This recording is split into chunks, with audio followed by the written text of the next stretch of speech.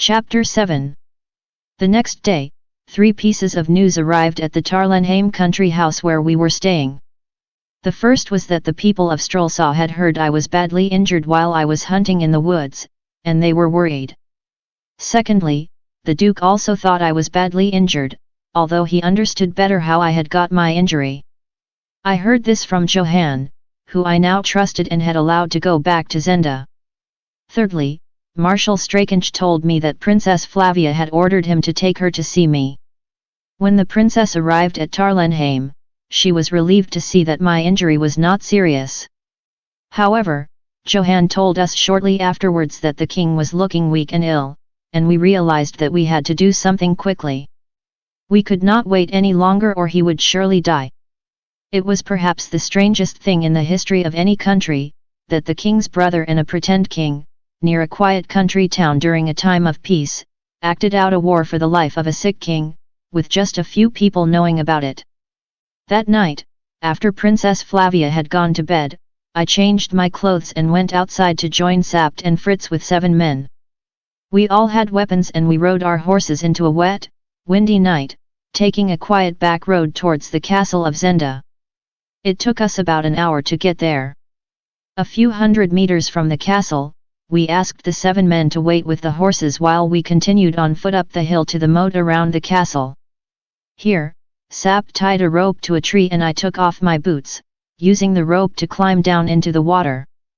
Although the night was windy and wet, it had been a warm and sunny day and the water was not cold, and I swam without difficulty round the castle walls. I could hear voices inside the castle, but it was so dark that I did not think anyone could see me. I remembered what Johann had told me and thought I must now be near to the window to the king's room.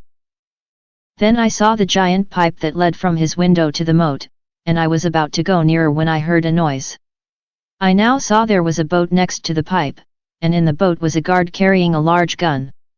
I went up to the boat as quietly as I could, then I saw that the guard was Max Holf, the brother of Johann. He was breathing slowly and deeply and I saw that he was asleep. I swam slowly and silently up to him and, though I hated to do it, this was war, so I stabbed him to death. Now I had time to look carefully at the pipe. I soon realized that the bottom of the pipe was not fastened to the wall and I could see light coming from its far end. I tried to push it, and although the pipe was very heavy, it moved just a little. Then I heard voices, one was the king, and the other was a man with an English accent. It was Deckard. "Time for your sleep," said the Englishman. "Why doesn't my brother kill me now?" said the king in a weak voice. "The Duke doesn't want you to die, not yet anyway." "Sleep well," said Deckard. Then the light disappeared and I could hear a door being locked. Now all I could hear was the king, quietly crying. I realized nothing more could be done that night, so I climbed in the boat with Max dead at the bottom and rowed back to the rope. The wind was blowing hard now, so I did not worry that anyone would hear the boat. When I arrived next to the rope, I tied it round Max's body and asked Sapt to pull it up. Then I climbed back to my friends. Sapt whistled for our 7 men to come and get us with the horses, but as they got nearer, we heard several shots and loud cries, and then a voice call out, "They've got me, Rupert. There are 7 of them. Save yourself." We were running towards our men when a horse arrived with Rupert Hentsaw on it. It was so dark that he did not see us, so I took a large stick and ran forward towards the horse's head.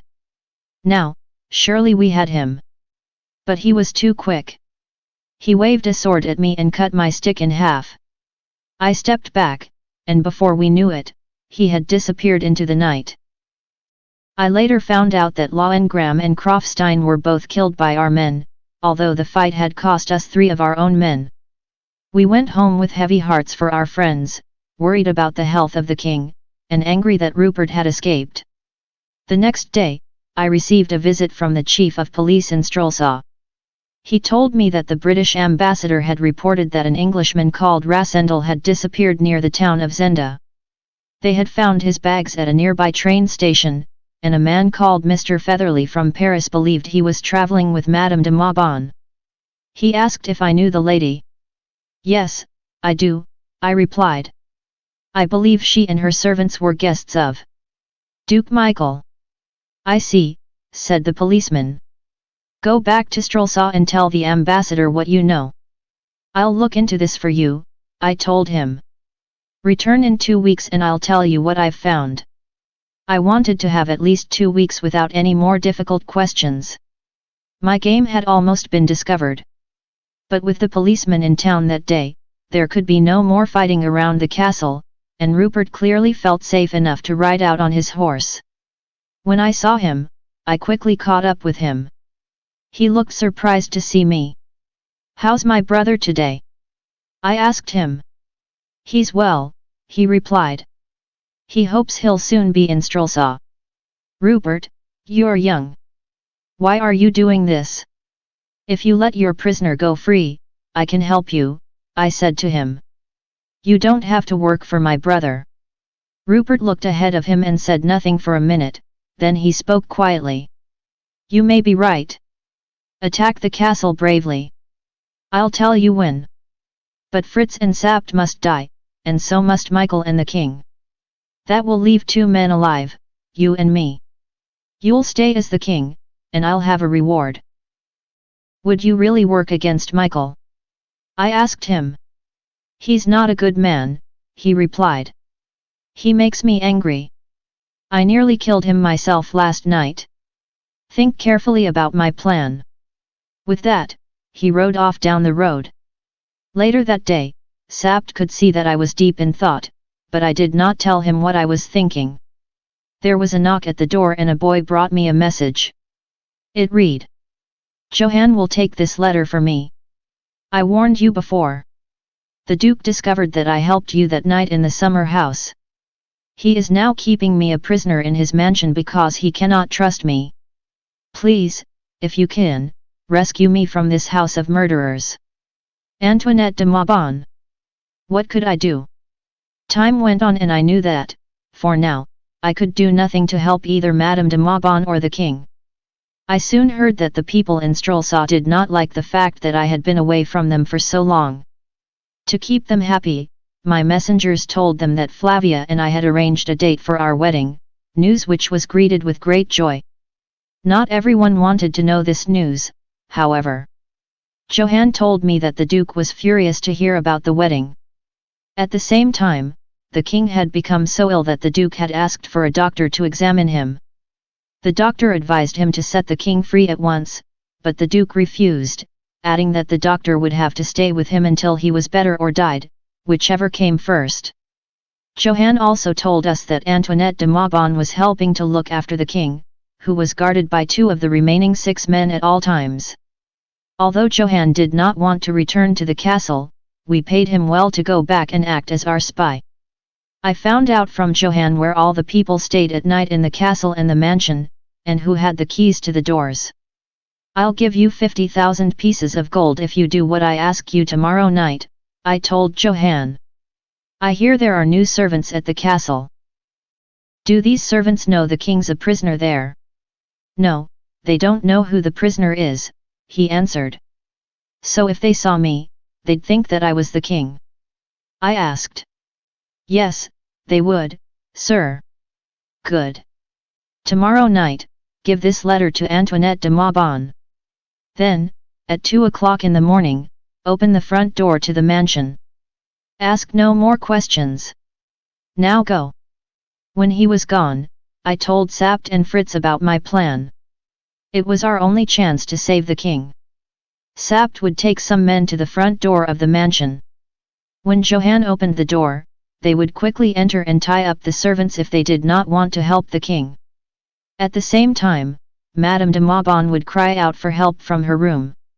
The Duke would surely come to see what was happening, and we could take him.